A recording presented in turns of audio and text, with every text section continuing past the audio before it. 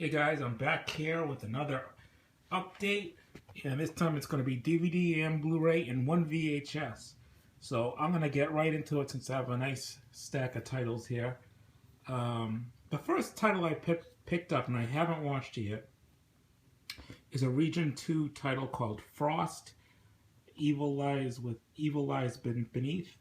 And this one here caught my attention because I was looking for, films that deal with the snow and ice and chilling temperatures, because we've been suffering here in Massachusetts just a beret of snow and ice and everything else. We've had 3 blizzards in 2 weeks, and the snow is piling up. I'm going to take you out my window for a second to look at this. I mean, that's our front walkway right there. And the snow is like almost higher than I am. Like there, we cleared a path to the mailbox, but you could see people still clearing out. But the snow is just enormous. It's dropped 6 feet of snow on us in a little over 2 weeks, and it's just crazy. They've been shuttling out the snow and everything else from the streets, but crazy. Anyway, back to the DVDs. So I'm definitely looking forward to checking out Frost. If anyone's seen it, let me know how it was, if it's worth my time. Next one I picked up from 88 Films is The Toxic Avenger Part 2. And it's got this pretty cool slipcover, and underneath there's actually unrated artwork on it, which is why the slipcover came with it. So you can see there the unrated, and over here they have like the hair covering the naughty bits and stuff. But yeah, Toxic Avenger 2 on Blu-ray in a cool green case from 88 Films, which is becoming one of my favorite labels in the UK, joining Shameless and Arrow. So very happy to have that. Next up, I have a DVD, Pieces of Talent. I finally checked it out, and it was a cool film, but one of the things I have to really shout out before I even get into it is the fast shipping on this. The director, Joe Stoffer, shipped this off to me like 2 days after I paid for it. Just Amazing turnaround time. I'm used to long delays with other indie directors and stuff. This guy really got it going on, and it was a great film. Really enjoyed this. That's the villain in this, or the killer, whatever you want to describe him at, really unique. Enjoyed his, the way they portrayed him, and Christy Ray was fantastic. So I definitely see why people rated this near the top of their lists in 2014. It made mine too. I'm still working on it though.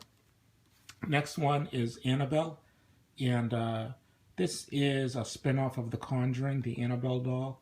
I thought it was all right. I mean, I'm not gonna lie. I'm not gonna say this was great by any means. But if you look at a lot of the doll films and stuff, I think this is not as bad as people have made it out to be. I mean, a lot of the doll movies that are out there in the horror genre, they're not fantastic. I mean, yeah, you got Chucky, and you got a few other ones, but after that, the drop off is pretty steep, and I thought this one was pretty good. And it had some pretty intense scenes, at least in the beginning, with those that cult followers, the neighbors there that invaded the house. I mean, that was right in the beginning. That was pretty intense. So I enjoyed it overall. I'm not going to say it's 5 stars, but I'm going to say it was entertaining. I mean, what else do you really want from a horror film? And going from Annabelle, I'm going to switch gears to Jezebel, and this one didn't really do it for me. It's from the producers of Insidious and The Purge, but yeah, I mean, I don't know. I think the main actress, she really didn't catch my attention right off the bat, and none of the cast was really doing it for me. The story was just okay. Yeah, it was mildly entertaining. I'm not going to say this was shit, but yeah, I would give it a rent before you just blind buy it like I did. Next up, I jumped on a Twilight bandwagon and got Fright Night. I missed out on the first go around of this and watched the prices just climb to incredible standards, and that I was not going to pay. And I'm glad I didn't pay them because this has more special features than the original did. And yeah, so I'm very happy to have that. Next up, I've got two Shameless titles. I'm slowly working my way towards getting those first 18 titles that make up the word Shameless on the spine when they're put in the right order. So yeah, I got the New York Ripper and the Night Train Martyrs. So definitely glad to have those, and I'm inching closer and closer to getting that spine Shameless done. So happy to have both of those. Next up, I've got a Scream Factory here, Motel Hell. I've been really slow on picking up the Scream Factories. What I've been using my Best Buy dollars for is to get these. Every once in a while, I'll get a Best Buy certificate in the mail for like $10 or something, and I'll put it towards these Scream Factories on their website because they don't sell these in Best Buys. I wish they would, but they don't carry much horror these days anyway. So yeah, I save up my rewards dollars and then go on a splurge on BestBuy.com and order these. So I'm getting there. I'm starting to catch back up with them, but I had never seen Motel Hell before, and because it was always on that double pack in the midnight movies, and I tended to stay away from them because I didn't think some of them were really up my alley. But I'm glad I did finally check it out. I really enjoyed it. Thought it was great. Loved the artwork on this release. It was I think there was really good special features on here. I checked out a couple of them. I think I listened to the audio commentary or one of the audio commentaries on this. And yeah, just a fun movie. I love this guy. What a performance by Farmer, the guy who played Farmer Vincent in this. Awesome. Next up, I've got Exists, a new Bigfoot movie from the makers of the Blair Witch Project, Eduardo Sanchez. And yeah, I've been waiting for the ultimate Bigfoot movie for a long time now. Some people a couple years ago said it was, the Lost Coast tapes was it, and I didn't really think the Lost Coast tapes was that great. It was fun, but they didn't show enough of the monster for me. And a lot of the '70s titles I've checked out of the Bigfoot movies, they're just slow and meandering, and nothing's going on. I mean, I haven't seen all of them, so I mean, I'm not gonna say I don't think I've seen Boggy Creek or The Legend of Boggy Creek. I have something called A Box of Sasquatch or something that has 3 like made-for-TV Bigfoot features in them, and all 3 of them I thought were shit. So I was happy to finally get a good Bigfoot movie, and I thought it was a good movie. I thought it was fun. I thought it was, I'd probably give it 3 stars out of 4. Some things could have been a little bit better, but I mean, I'm not going to nitpick it. So that Exists. I definitely think you guys should check it out. I got another title here I haven't checked out yet, The ABCs of Death Part 2. Unlike some people, I enjoyed Part 1. I thought a lot of people's issues with the first one is I think they went a little too Japanese crazy or Japanese heavy with some of the directors, and people weren't used to Japanese horror and some of their bizarre filmmaking and ideas or what have you. And I think a lot of people got turned off by it because it just was not used to what they were seeing and didn't understand some of it, or just didn't like that type of filmmaking. I'm used to Japanese filmmaking, so it didn't bother me at all, and I enjoyed it, and definitely looking forward to checking out Part 2. Next up, I've got, this is a sci-fi movie called The Signal, with probably my least favorite actor in the entire world, Lawrence Fishburne. I think he's got the personality of a fish. I don't know. He acts. CSI is one of my favorite TV shows. I love watching just the cases that are on that and trying to figure out who did it, and the gore that's in that and stuff. He was on it for 1 season, and it was the most boring season ever. I mean, this guy, he let me put it this way. he plays the perfect character in this, if you've seen the movie. Nightcrawler. Yeah, this one got a ton of buzz last year. And yeah, it was good. I don't think it was as great as everyone was saying. I thought Jake Gyllenhaal did fantastic in it. He was in a lot of great movies last year. This guy had a 2014 like no other. He was in like 3 movies that I would put up there on my top 10. I mean, he had a great performance in this.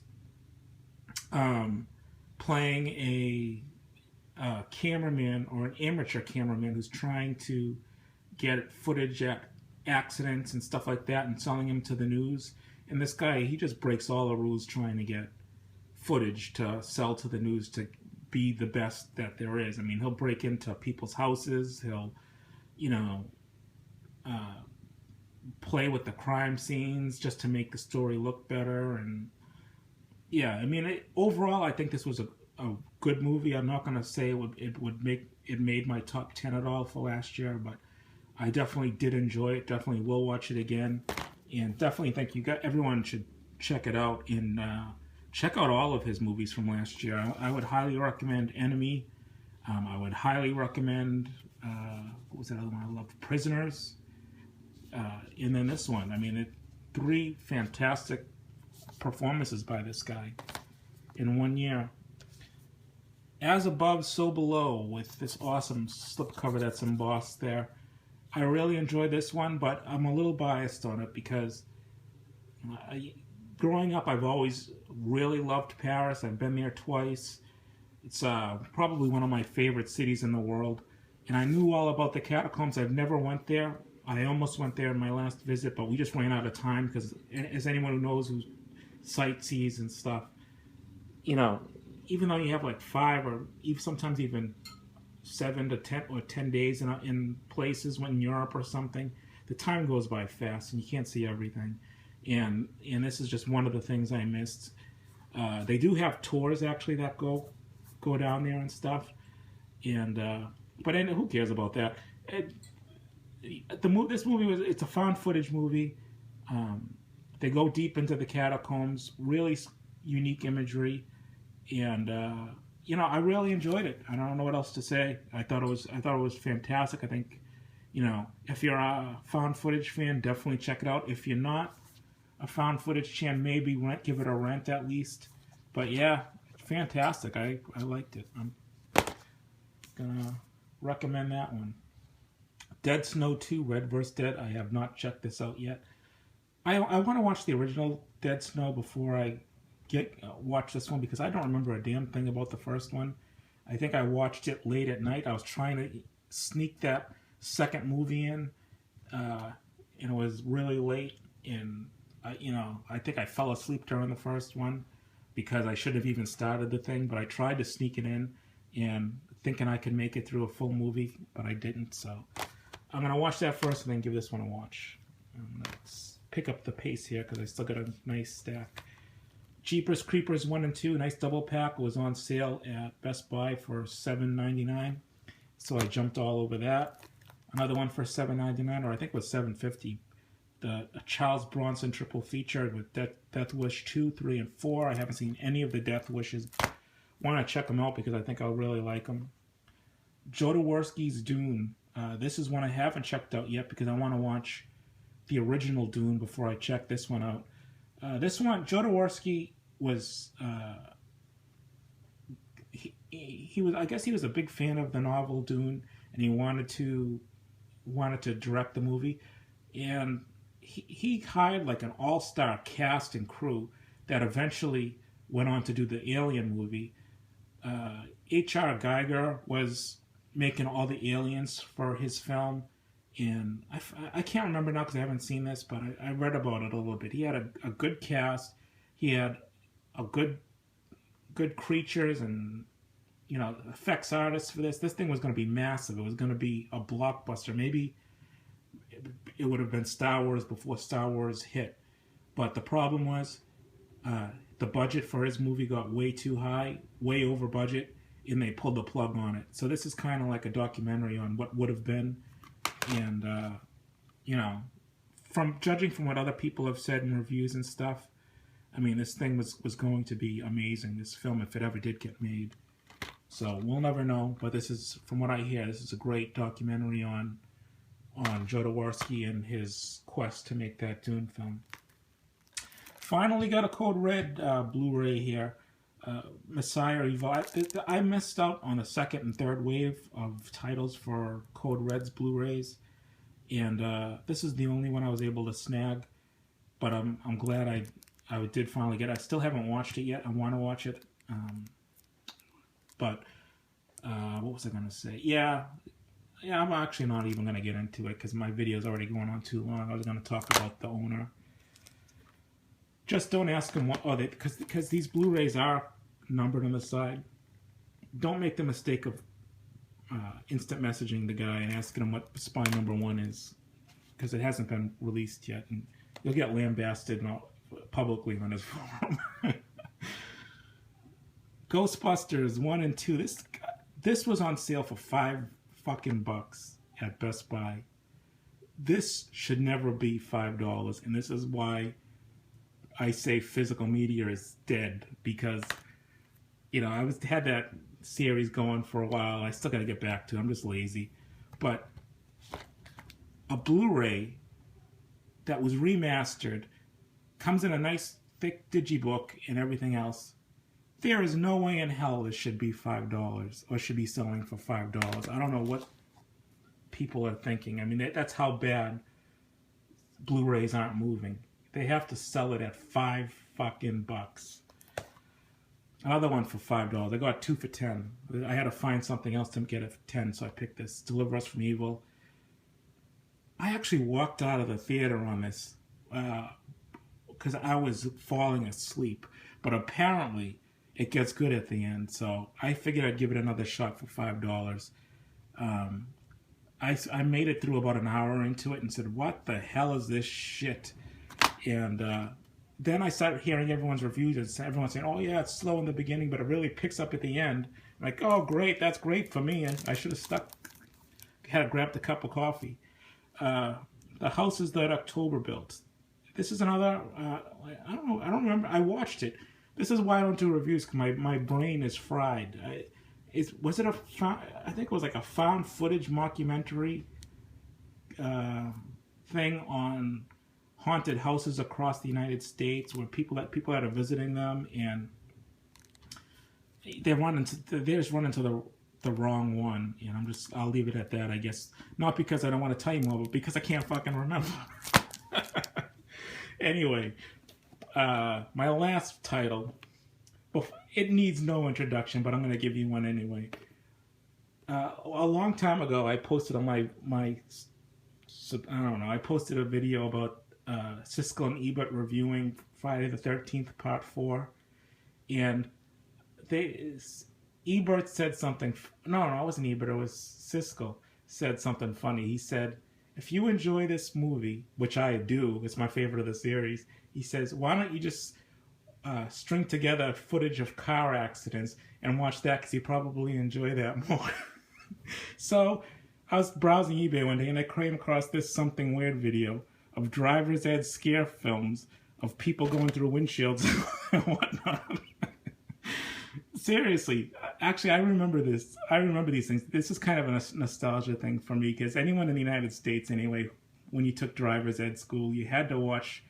They would to scare you into being a good driver. They would bring in these videotapes of car accidents and everything, and showing you what happens. And there's usually shitty actors in them. You know, they're like little mini movies. They'll show a bunch of kids. They're at a party, and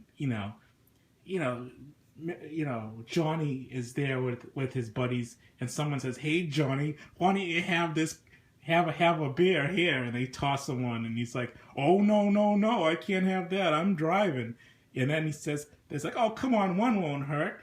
And and then he has it. He has one beer, and then all of a sudden he gets into this fucking 16 car wreck on the way home, and oh, if Johnny didn't have that beer, this never would have happened. And it shows Johnny at the end, just his head stuck in the wheel of the car or something. I haven't watched this yet, but I mean, I just wanted to get it. I thought it was kind of funny, and I like stuff like this, vintage stuff, stuff that they don't do that anymore. At least I don't think. But that's my update, guys. Pretty sizable haul. I didn't think it was going to be this big. Sorry, it took so long. Sorry if you're still tuning in. Hope you enjoyed it. Let me know if any of these caught your eye. And I'll talk. Yeah, I am getting to comments. I am responding to comments. I'm turning a new leaf. I got to do it faster. You know what it is? I subscribe to so many people that my feed is constantly changing, and I'm trying to keep up with people's videos. That after I make a video, I tend to ignore my own, to going back to them and responding to everybody, because it's comments don't happen all at once. They happen over a span of a week. So, but I promise, if you leave me a comment, it is going to get replied to. So take care, everybody. Enjoy.